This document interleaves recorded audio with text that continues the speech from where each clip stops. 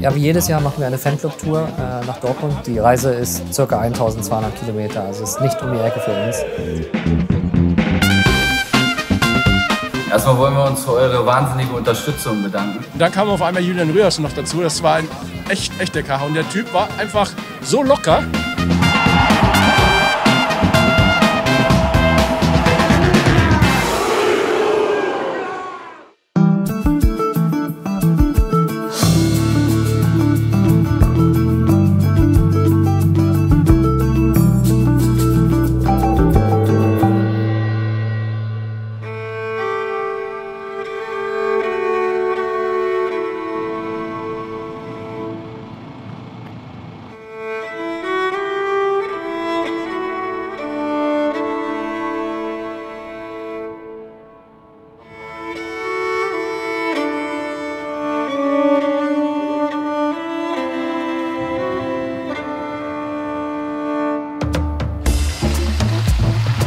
Mein Name ist Nico Wardøy. Ich wohne in Oslo, bin 41 Jahre alt und bin der Präsident von BVB Fanclub in Norwegen.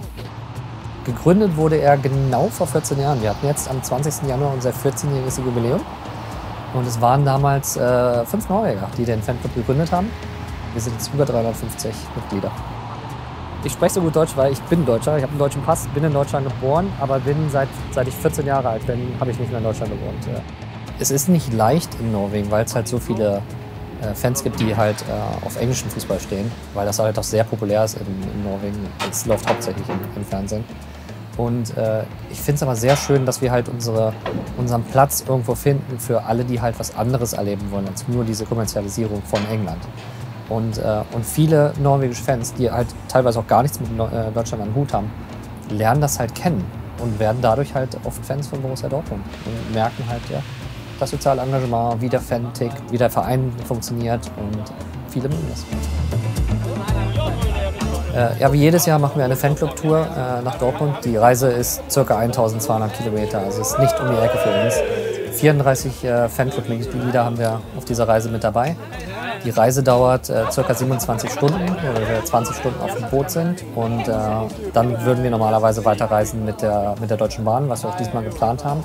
Aber wegen dem Streik der Deutschen Bahn wissen wir noch nicht genau, wie wir das weitermachen, sobald wir in Kiel ankommen.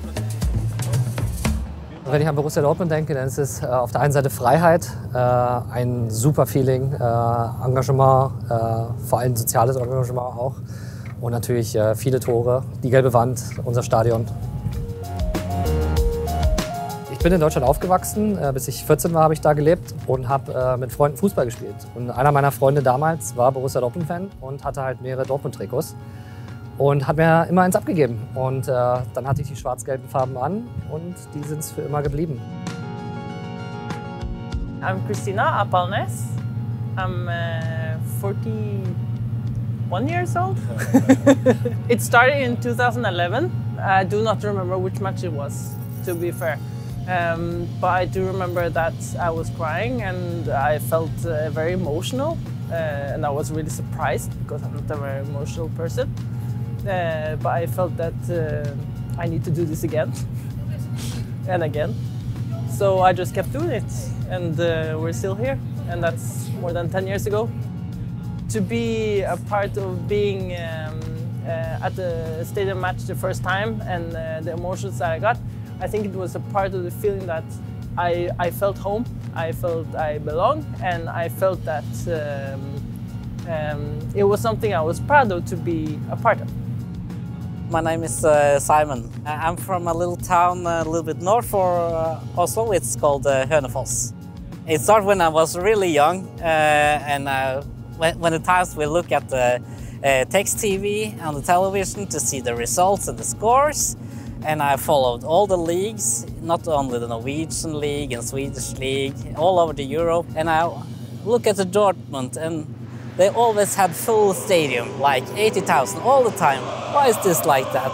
So I just wanted to follow them. And from then I was maybe 10 or 12 years. So I just decided I want to keep up with this team.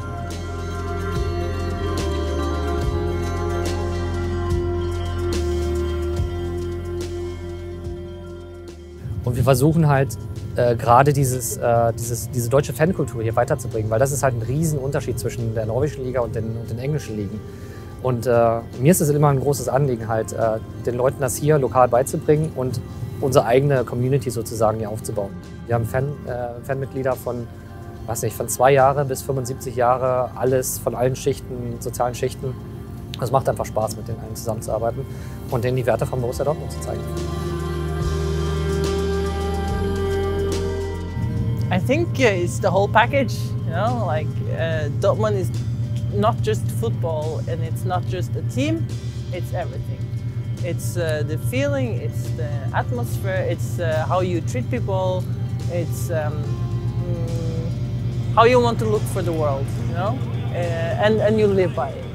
It's not just fake it till you make it, it's you play fair and you stay by it.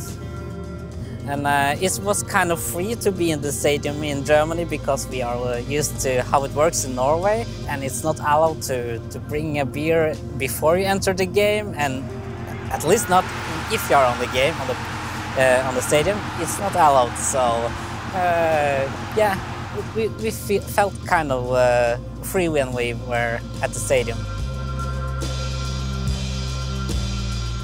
Eins der größten Erlebnisse war hier in Norwegen, als Borussia Dortmund gegen Odds BK gespielt hat. Ein Riesenfeuerwerk. Wir lagen nach 21 Minuten 3:0 hinten, haben das Spiel am Ende trotzdem noch 4:3 gewonnen. Wahnsinn, was wir da abgefeuert haben. Grandios. Und dann, meine größten Momente sind jedes Jahr die Borussia Dortmund Tour, die wir machen. Einmal pro Jahr mit bis zu 50 Norwegern nach Dortmund reisen und ein Spiel zu sehen, ist einfach Wahnsinn.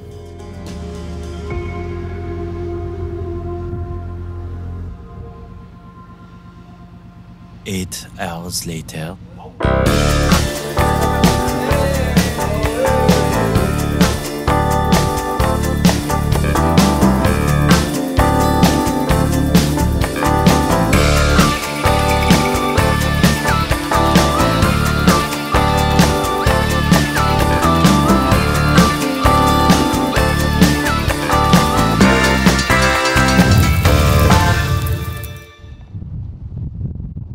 Moin Moin aus Kiel, aus Deutschland. Wie ihr seht, ist das Wetter hier unter aller Kanone. Es regnet wie Sau und es sind 6 bis 8 Grad. Nichts im Vergleich zu unserem schönen Wetter, was wir in Norwegen hatten mit Sonnenschein. Auch wenn es da ein bisschen kühler war. Aber ja, feuchtfröhlich, das passt ja zur Nacht, die einige von uns hatten. Die letzten sind, glaube ich, um 4 Uhr ins Bett gegangen. Einer musste auch in die Kajüte getragen werden. Mal schauen, ob alle hoffentlich rechtzeitig aufstehen und wir dann zusammen zum Bahnhof können. Und dann müssen wir erst mal rausfinden, wie die Reise weitergeht.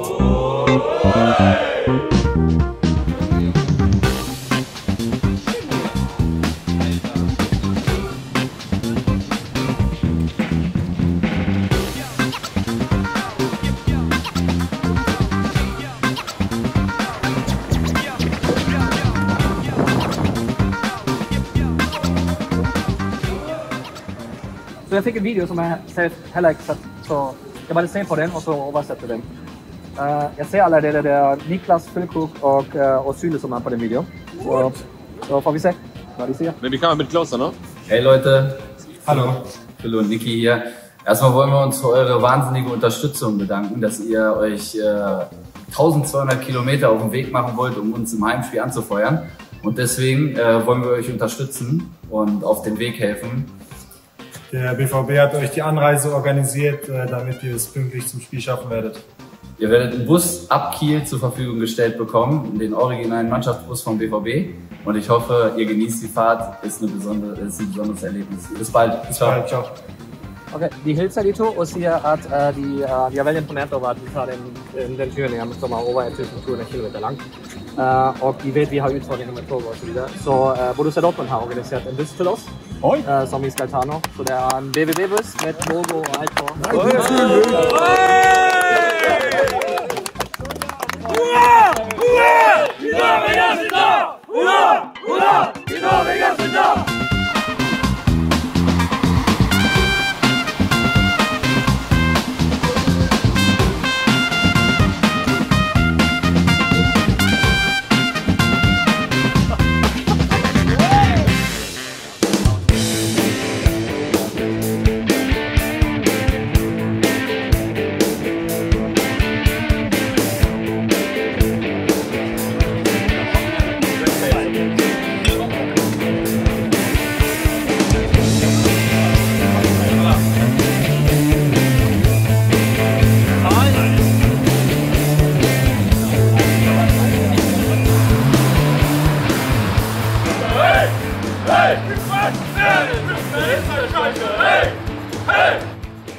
heiße Oliver Mollenhauer. Ich bin 54 Jahre alt, komme aus Südwestfalen, schon immer zur Borussia gefahren. Also das erste Mal so ganz typisch mit meinem Vater. Da war ich, weiß ich nicht, 8, 9 oder sowas. Dann habe ich eigentlich die ganzen 90er Jahre auf der Südtribüne verbracht, bis ich dann 2000 nach Norwegen gezogen bin und dann wurde es dann halt deutlich weniger. Ich wohne ein bisschen außerhalb von Oslo, bin Anästhesie- und Intensivkrankenpfleger und ja, bin da immer noch super zufrieden, dass ich das gemacht habe. Also arbeitsmäßig ja, Fußball leider nicht. Also das ist immer noch das, was ich am meisten vermisse. Deswegen bin ich froh, dass wir irgendwie so diese Gang hier gegründet haben. BVB, BVB, BVB, BVB, BVB.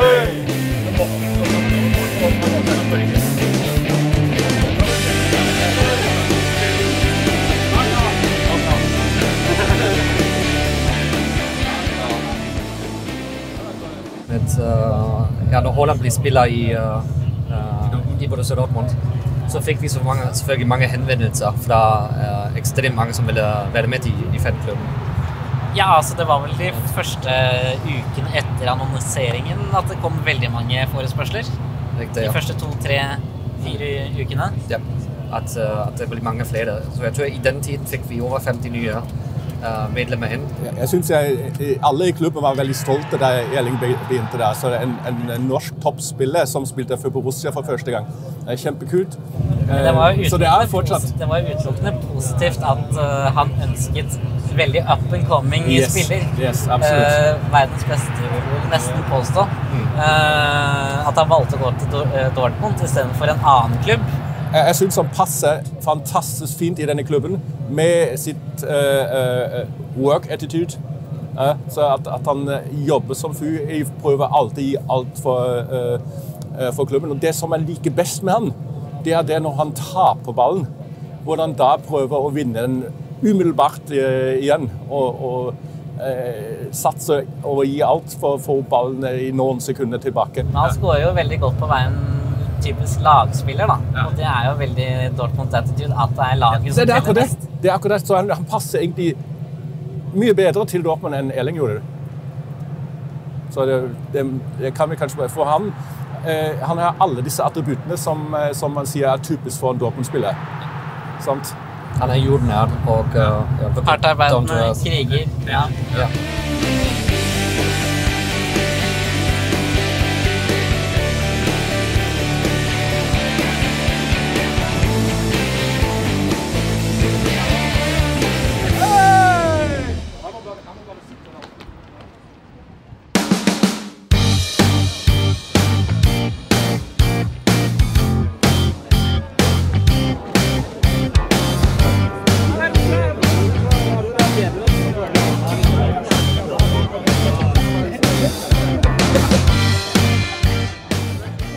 Erstmal war das natürlich der ganze Tag schon ein Kracher mit dem Bus und so weiter, dass wir da überhaupt in Kiel mit dem Bus abgeholt wurden. Das war natürlich eine mega Überraschung. Und dann am Abend habe ich mich schon gefreut, mit Teddy noch mal sprechen zu können. Und dann war das erste Mal, dass Teddy war der Erste, der da war. Das war auch schon unfassbar, fast der Letzte, der gegangen ist. Und dann kam auf einmal Julian Ryerson noch dazu. Das war ein echter Kracher. Und der Typ war einfach so locker, das ist unfassbar. Also so, als wenn er bei uns eigentlich dazugehören würde. Und das ist eigentlich so klassisch norwegisch, weil das wirklich eine Sache ist, da gibt es eben diese Hierarchie nicht. Ich arbeite im Krankenhaus, da ist egal, wer du bist, ob du Chefarzt bist, ob du jemand vom Putzteam bist, alle werden mit du angesprochen. Und so hat sich das eben da auch angefühlt. Es war Julian Ryerson, mit dem wir wirklich ein lockeres Gespräch führen konnten. Und der scheint sich auch wohlgefühlt zu haben bei uns, weil der ist ja den ganzen Abend geblieben. 3,5 Stunden. 3,5 Stunden, genau. Hurra, hurra, die Norweger sind da! Wir wollen ja immer gerne, dass wir auch in Deutschland immer Typen haben, ja, die auch ihre Meinung sagen. Genauso ein Typ ist Julian Ryerson. Der hat wirklich seine Meinung kundgetan, so, wie es ihm geht, wie er es sieht, so, wie man sich verbessern kann in der Mannschaft, aber auch im norwegischen Nationalteam. Richtig geil. Einfach nur ein super gelungener Abend. Die Norweger sind da! Hurra, hurra, die Norweger sind da! Jetzt habt ihr heute einen bei euch im Fanclub ausgewählt, die Fahne zu schwenken. und ich will dem Guten nicht zu nahe treten, aber er ist jetzt nicht der Größte bei euch aus dem Fanclub. Wie ist das passiert und was für einen Eindruck macht das? Frage ich mir auch. Das frage ich mich auch, wie das passieren konnte. Erzähl mal. Ja, also das mit der Fanclub-Fahne, wir machen das ja einmal pro Jahr und fragen dann immer und sagen immer, dass einer von uns aus dem Vorstand halt die Fahne tragen kann. Und er ist unser Finanzminister. Unser Kassierer. Und unser Kassierer, unser Kassenwart. Und deswegen haben wir ihm die Chance gegeben, dass er das machen kann. Wir hatten vorletztes Jahr hatten wir da war eine Vizepräsidentin, was ein Mädel war. Die war noch kleiner wie er. Und dünner. Und dünner. Deswegen habe ich gedacht, wenn sie das geschafft hat, dann schafft er Simon das auch. Sehr gut. Was macht er für einen Eindruck auf euch? Ist er schon aufgeregt? Ja, ich glaube, bei ihm kribbelt es schon den ganzen Morgen. Er kam heute Morgen schon an und man hat die Gänsehaut schon bei ihm auf dem ganzen Arm gesehen. Also der ist klar. Simon ist normalerweise ein total gelassener Typ, der gerne auch ein Bierchen trinkt und immer mit bei den Letzten ist, wenn es um Party geht und so. Das war gestern nicht so. Und heute Morgen wollte er kein Bier mehr trinken. Also es war schon, ich glaube, schon sehr aufgeregt. So I will stay right there. On the corner. I hope for many goals, and of course that we will win. But 3-1 is my guess for the match.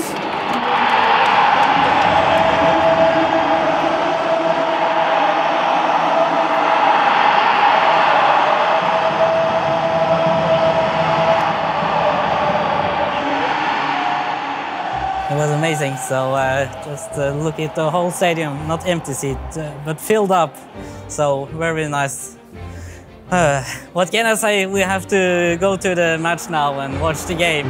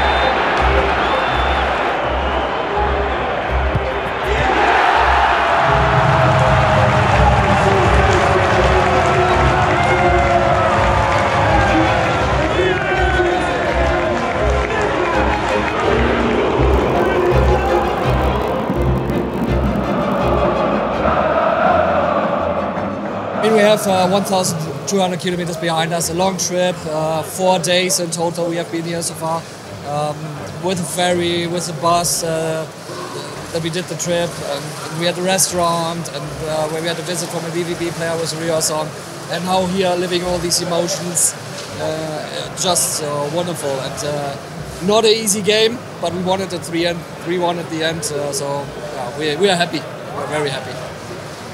I'm proud. Yeah, absolutely.